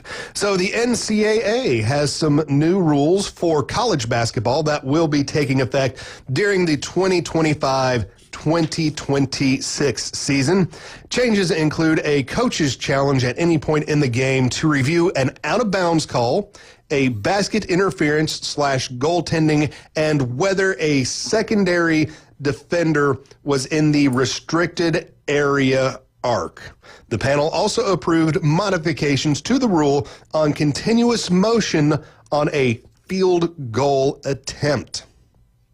Other enhancements to help with the flow of the game focus on the points of emphasis of the officials for the 25-26 season. These will include directives to address delay of game tactics, limit time spent at the monitor, improve game administration efficiency, and reduce physicality. Under the coach's challenge rules, teams must have a timeout to request an instant replay review challenge. If the instant replay review challenge is successful, teams will be allowed to have one additional video review challenge for the rest of the game, including overtime. If the first video review challenge is unsuccessful, the team loses the ability to challenge for the rest of the game. Officials can initiate video reviews on basket interference, goaltending, and restricted arc plays in the last 2 minutes of the game and into overtime. Recent data shows these reviews cause minimal game interruptions. NCAA Men's Basketball Rule Committee members think the coach's challenge will have a significant impact on flow of game. Officials cannot conduct video review on out-of-bounds calls unless through a coach's challenge. The coach's challenge, however, does not impact the NCAA officials' voluntary use of instant replay for timing mistakes, scoring errors, shot clock violations, 2-point versus 3-point field goal attempts, and flagrant fouls. In considering the decision last month, the NCAA Men's Basketball Committee has conversations about ways to continue this direction in the upcoming years, which include positive momentum for moving the men's game from halves to quarters. The committee realizes there are hurdles to implementing quarter format to the game, including the structuring of media timeouts to accommodate commercial inventory. The committee recommended the NCAA Division I Conference create a joint working group to provide feedback on potential changes from halves to quarters. The Men's Basketball Rules Committee would like to have feedback from conferences by the next year. Under the changes to continue the motion rule, an offensive player who ends his dribble going towards the basket and absorbs contact from the defense will be permitted to pivots to or to complete the step the player is on and finish the field goal attempt. Man, that was a hard sentence for me, and I don't know why. Currently, players are credited with field goals only when they are fouled while shooting the basket. Other rule changes: officials will have the option to call a flagrant one foul when a player is contacted to the groin. A flagrant one foul results in 2 free throws for the offended team and possession of the ball. Previously, officials could only call a common foul or deem it a flagrant 2 foul, in which the player receives an ejection and the offended team receives 2 free throws and possession of the ball. Another rule change: if a player uses the rim to game, I do like the flagrant one. Because I watched a couple games last year where a dude got hit in the no-no, and they had no choice but to call a flagrant to it, and it was purely basketball play, accidental. So you should not have to lose your player for a basketball play or an accidental thing. It's not like you, and any of the circumstances I'm thinking of, it's not like the player walked up and just punched the other dude. They caught a loose elbow or something that was basketball related. Yeah, it's a contact game. And contacts are made. You should get the flagrant, you should get the 2 free throws, but the other team should allow their player to still play. If a player uses the rim to gain an advantage, it will be a basket interference violation. And the last one for the season: if one of the shot clocks becomes inoperable, the shot clock at the other basket will remain on. Previously, both clocks would have been shut off if they were unoperable. So I don't know. I kind of like that. Just keep the clock running because, the referees are yelling out times anyways, and, fans are, and everybody else is, coaches. So I like it. That way you can keep the game on moving. For the flagrant one, that is, I think, a rule that needed to be in place for a while, so that's nice to see that get in. That'll just, I think, help administer the game some and help, from guys that are just, making a play and, like you said, getting kicked out to just making a play, making a mistake, but still being able to be in the game, even though you do get the foul against you. All right. When we come back, $2 bets. This day in history. This is the Inside Drive, sponsored by Golf Plus, BRB.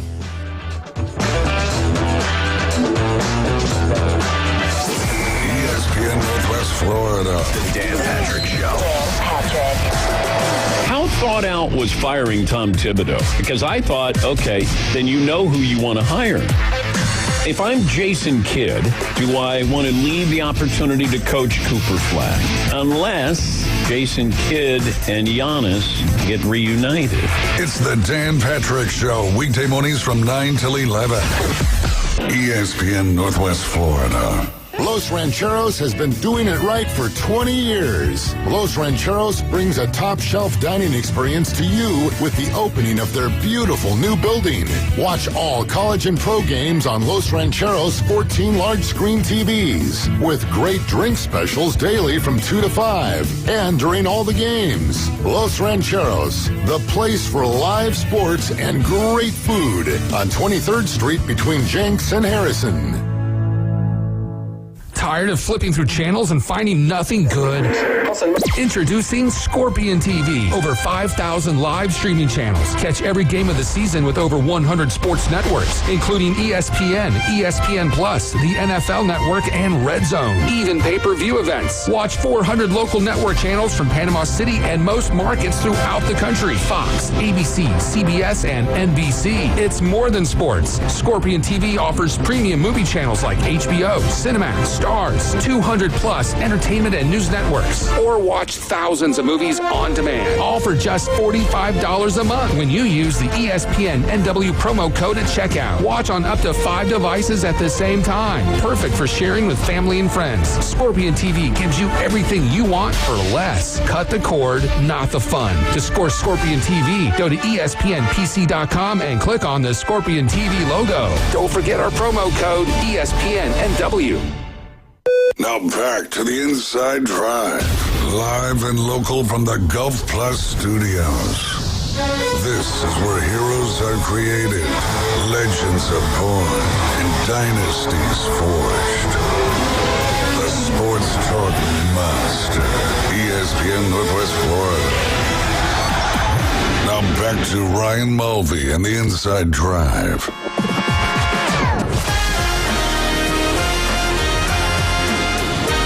Inside Drive, sponsored by Golf Plus right here, ESPN 104.3 Northwest Florida. James Fife here. Chef Ross. David Hayes. Yo. Gentlemen, we are making our $2 bets. So last night, 2 of my 3 bets hit. I had the Giants winning over the Rockies. That one came true. And I had the Yankees over the Royals with the over on the score, Judge getting a hit, Bobby Witt Jr. getting a hit. That also hit for me. So not a bad night for me last night. But what am I going to do tonight? Well, let's think about it. How about we start in the NBA for me? I'm going to take the OKC Thunder for the win. I'm going to take the over at 22.5 points. I'm going to take Williams on the over for points at 20.5. And I'm going to take Halliburton on the over for assists at 8.5. My $2 bet, if it hits, pays me out $14. All right, I'm going to stick with the same game. I'm doing Halliburton and SGA both over their points. SGA, I believe, was 34.5, and Halliburton was 17.5. And my $2 bet pays out 7. Nice. I've got an NBA one, but I was going to save the best for last. But shoot, if that's what we're doing, then that is what we're doing. I got a little four-legger over here. Tyrese Halliburton to go over 17.5. He actually averages around 24 when they play at the house there. Isaiah Hartenstein for the Thunder to go over 7.5 rebounds. We'll go Pascal Siakam over 3.5 assists. And then Obi Toppin, which before game one of this series, I would have not taken this, but over 1.5 threes made. He's been letting them fly lately, and he's been hitting them at a better rate. So that would be a $2 wager to get paid out $24. There we go. Big swing, big swings. Got to love it. My next bet is my lock of the day. Ooh. Lock it in, guys.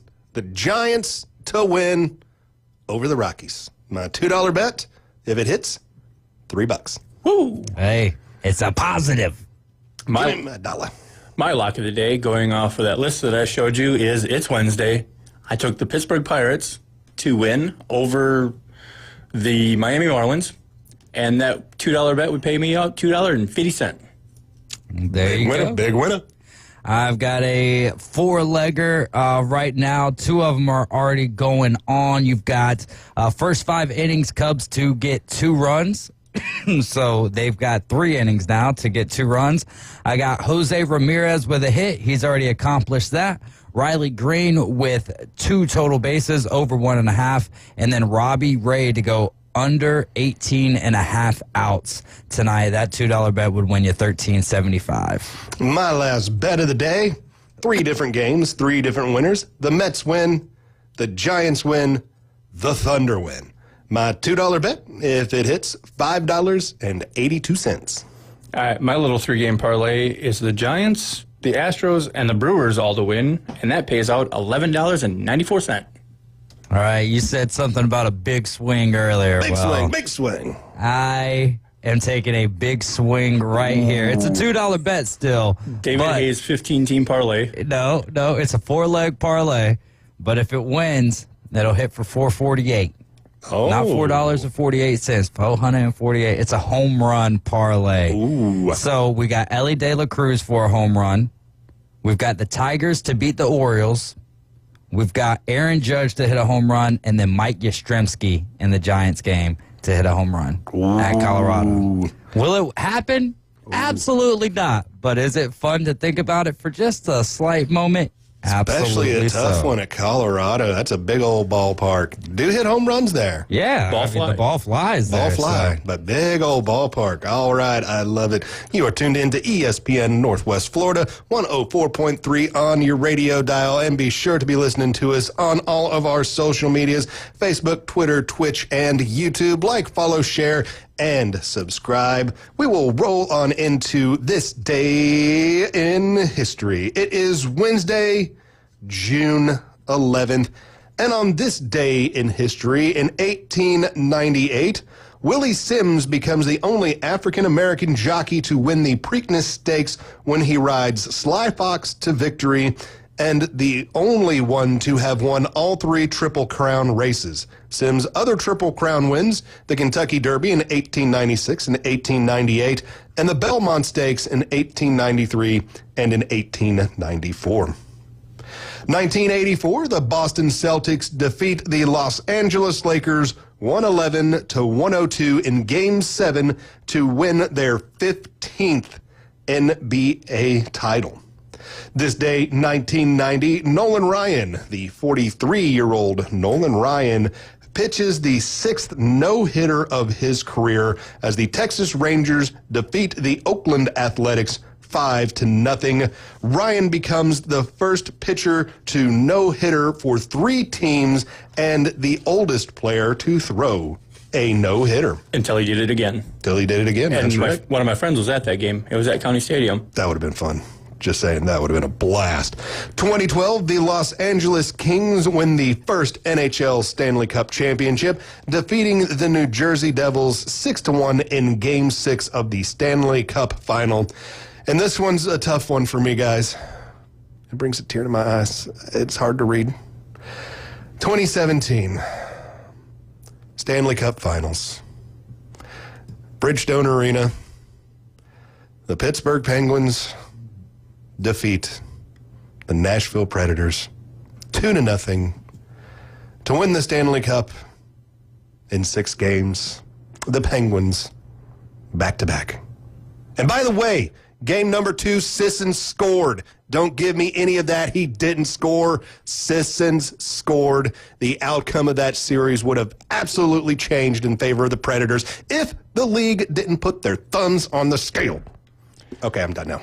So the Kings didn't get a cup with Gretzky? Did not win a cup with Gretzky. Greatest team ever assembled. No cups. No cups. Made it once. Never won. Huh. Yeah. No. I thought they did, but again, I'm a very average hockey fan. Gretzky won no cups outside of Edmonton. That was it. It was Edmonton, the only place Gretzky won. Now, Gretzky did help the population growth of hockey tremendously by going to L.A. and playing incredibly well while he was there. But Barry Melrose and some of his knucklehead decisions, I will say, kept the Kings from, getting the cup there in Los Angeles with a great team. So, yeah. How is Barry Melrose's health? I know he left ESPN because of it, and he's not doing the greatest. He's got dementia. So he's heard him talking about it on Dan Patrick a couple days ago. He's kind of still with it, but he's with all people with dementia, you just start losing it slowly. It's hard. One of the greatest mullets in sports. Absolutely one of the best mullets in sports. Hockey usually does have some of the best hockey hair out there, as they like to call it. And man, some of that stuff does look so great. Some NFL news. Hey, that's crazy. Barry Melrose is only 68 years old. Yeah, he's not old. Because I remember when he was coaching the Lightning, he felt old kind of then. You know what I mean? But he had to have been only in his early 50s. He was in his 50s then. Yeah. Because he's been out of coaching now. Oh, he's almost been out of coaching 20 years. But I was younger too then, so everyone kind of everybody like that 27-year-old looks old. Yeah, man. Wow. Yeah, it was Barry stopped coaching late 90s, early 2000s, wasn't it? So he's been out for a hot minute. Yeah, he was on ESPN forever. On ESPN forever. One of the few, when ESPN lost hockey, he was one of the few hockey people that was the only actually kind of stuck around. So good on them. Nice to see hockey back on the ESPN family network because, hey, I love it on ESPN Plus. I am able to watch tons of hockey that way. So speaking of sports leaving ESPN, how do we feel about baseball leaving ESPN? It'll be on TV somewhere else. Yeah, it's a breakup that's been coming for a while. I mean, you can see that. I don't know why ESPN wants to drop it. I guess just the numbers on ratings aren't what they expect, or I don't know if ESPN is kind of just running short on cash because, let's face it, they kind of did overpay the NBA for the rights to their games. So I'm not quite sure where that is. Yes, baseball will be on TV somewhere else. It might be more of a futuristic TV thing, like the agreement might be with Apple TV, Apple Plus, YouTube TV, something like that. But it will be available and out there, and I almost think going that way about it, it'll reach more people than trying to go through cable subscription services, which, let's look at it, are all on the down. It's not just the games. It's the Baseball Tonight. It's the studio coverage that just fell off the earth. I mean, basically, if you look at ESPN with any of their just like single game coverages, it's all been dying off since like 2010 because NHL Tonight's gone, Baseball Tonight's gone. Inside the NBA, they're going to try to, I think, do something like that with now that the NBA is going to be more associated with ESPN. I think they'll bring back a single, show for that. But I mean, other than the NFL's really the only thing that gets its own, block show really on any of the networks anymore, besides the networks that are directly, connected to said sport, like the NHL network or MLB network, where, of course, that is directly associated with that sport, and you do have those single day game shows. not a game show, but show of the games. There we go. That make it sound like it's not like Pat Sajak and Vanna White out there talking some baseball. Although, I mean, some Sports Jeopardy on all these channels could be pretty fun. Bring in like an afternoon, like after McAfee, bring in, say like a sports trivia show, like a Jeopardy thing. People might tune in. I have no idea. They've tried it a couple different networks a couple different times. Dan Patrick was the last to host Sports Jeopardy, and it just never took off. So, the University of Alabama has a 4-star recruit. Offensive tackle Sam Utu has committed to the University of Alabama. The 6'5", 295-pounder from California Orange Lutheran High School, one of the top 100 recruits, and that makes now 4 top 100 recruits the University of Alabama has picked up for the 2026 college football season. David Hayes, thoughts? It's hard to really think too far into the future with these guys now. My initial thought, to be honest with you, is he's a freshman. He's not going to start on the offensive line this year, so he's not going to be a part of the Alabama Crimson Tide next year. That's the 26 class, so that's not even this year. So that'll be He's next senior year. this year. Yeah. Okay. He's a senior in high school, which so even more so, I don't care. I don't care because he's going to change his. I wish that these days they didn't even put these things out because it's going to change between now and then. Yeah, it's already. Has it already changed? But he's going to decommit to 7 other schools by the time he steps on campus. Yeah. Oh, absolutely. I just it stinks too, man. It stinks having to look at it that way. But it is what it is. Well, I mean, with the new ruling, we might get some changes to that. But, I mean, with the portals still being open, as long as they're open and as many times as they get open and being allowed to change as many times as you want, until we start, cutting down on the portals, I'm going to have to agree with you. Yeah, we've been seeing it for a while now. I mean, your off season, not only are you trying to go out and recruit new players from the transfer portal, but you're trying to keep players from going into the transfer portal. It's twice. like it's every player is a free agent every year now, every semester, and that's got to drive some coaches crazy. Because it's got to drive coaches crazy because you're recruiting high school kids, you're recruiting people inside the portal, and you're trying to recruit your team to stop them from getting into the portal. Yeah, when you have time to coach. Yeah, pretty much. I mean, I guess now they probably have people on the coaching staff that is just like you're the general manager. You're the GM. You're just like the portal coach, basically, from lack of any other term for me knowing what to call him. But see y'all Saturday. It is the end of the day, end of the show for me, James Fife, here on the Inside Drive. Had a great time. Chef Ross, David Hayes, Pop's Pig Pickin' will be Saturday, June 14th, 12 to 6 at the break room. Everybody head on out there. Enjoy the rest of your Wednesday, everybody.